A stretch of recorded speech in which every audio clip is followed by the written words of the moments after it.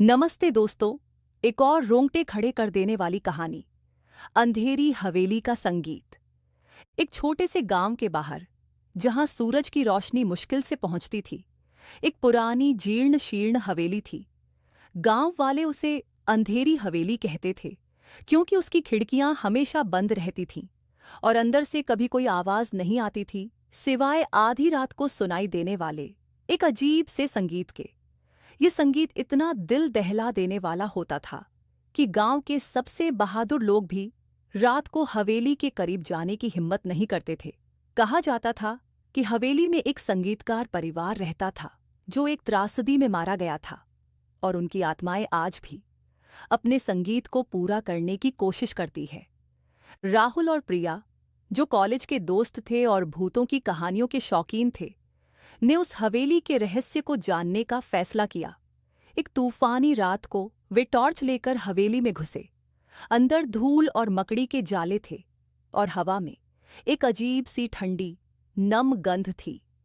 वे धीरे धीरे हवेली के अंदरूनी कमरों की ओर बढ़ रहे थे कि उन्हें एक कमरे से धीमी सी संगीत की आवाज सुनाई दी।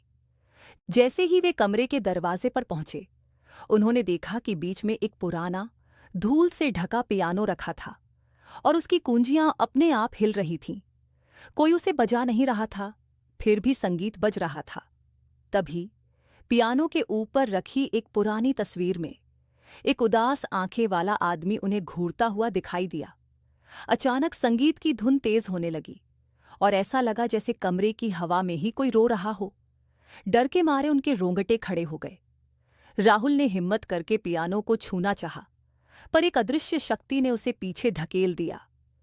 वे चीखते हुए हवेली से बाहर भागे, और जब वे सुरक्षित दूरी पर पहुंचे तो उन्हें पीछे से वही भयानक संगीत सुनाई दिया, जो अब और भी जोर से बज रहा था, मानो हवेली उन्हें अलविदा कह रही हो।